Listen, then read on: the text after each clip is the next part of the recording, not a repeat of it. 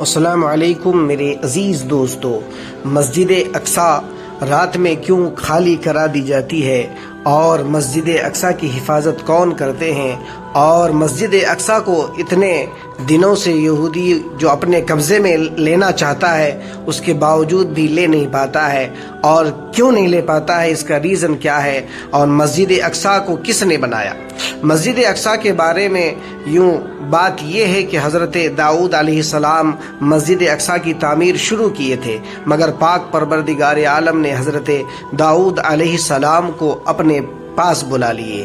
پھر اس کے بعد حضرت سلیمان علیہ السلام ان کے بیٹے مسجد اقصی کی تعمیر کیا اور پوری مسجد کو تقریباً 40 سال کے اندر بنوایا۔ اور مسجد اقصی کے بارے میں بتایا جاتا ہے کہ مسجد اقصی کی تعمیر کے لیے حضرت سیدنا سلیمان علیہ السلام جناتوں کو لگائے تھے۔ جناتوں کے ذریعے حضرت سلیمان علیہ السلام مسجد اقصی کی تعمیر کی۔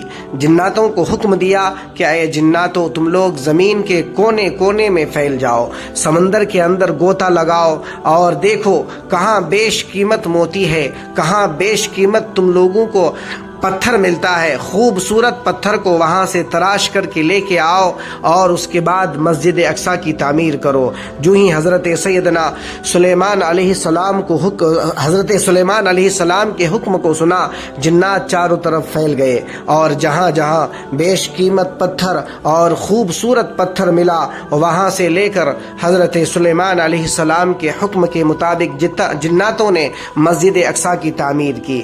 اور فرماتے ہیں کہ حضرت سلیمان علیہ السلام کی یہ مسجد تعمیر کرتے ہوئے انتقال ہو گیا، اور حضرت سلیمان علیہ السلام اپنے عصائے مبارک کو لے کر وہاں پر کھڑے رہتے تھے۔ حضرت سلیمان علیہ السلام کا انتقال ہو گیا۔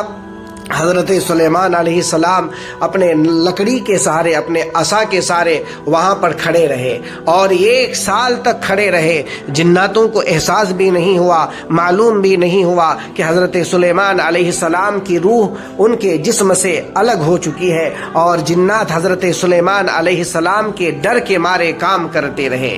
اور شان خداوندی دیکھو، اللہ تعالی کی حکمت دیکھو کہ حضرت سلیمان علیہ السلام کی روح اس کے جسم سے نکالنے کے باوجود بھی حضرت سلیمان علیہ السلام کے جسم کو کوئی خروش بھی نہیں پہنچایا، حتیٰ کہ علماء اکرام یوں فرماتے ہیں کہ حضرت سلیمان علیہ السلام کے عصائے مبارک کو تقریباً 1 سال بعد کیڑوں نے کھانا شروع کیا، دیمک پکڑ لیا۔ حضرت سلیمان علیہ السلام کی لکڑی کو دیمک کھا گئی اور حضرت سلیمان علیہ السلام نیچے آ چکے۔ اب بتائیے انبیاء علیہ السلام کی کیا شان ہے۔ پاک پروردگار عالم نے انبیاء علیہ السلام کے روح کو ان کے جسم سے نکالنے کے باوجود بھی ان کے جسم کو تر و تازہ رکھا۔ یہ انبیاء علیہ السلام کی شان ہے، یہ نبیوں کی شان ہے، یہ ہے حضرت سلیمان علیہ السلام کی شان۔ آپ سوچ سکتے ہیں حضرت سیدنا سلیمان علیہ السلام کا یہ عالم ہے، تو جو جان سلیمان ہے یعنی ہمارے نبی سرکار کونین صلی اللہ علیہ وسلم جو پورے نبیوں کے سردار ہیں، ان کا کیا عالم ہوگا۔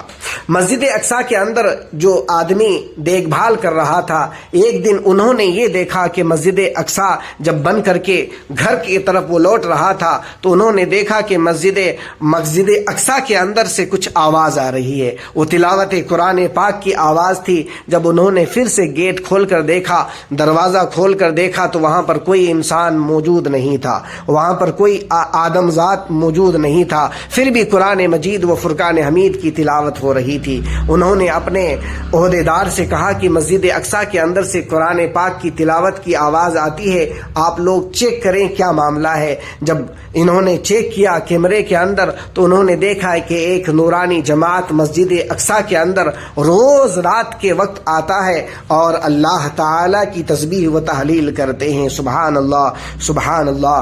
پاک پروردگار عالم ہم تماموں کو بھی قرآن مجید و فرقان حمید کی تلاوت کرنے کی توفیق عطا فرمائے، آمین۔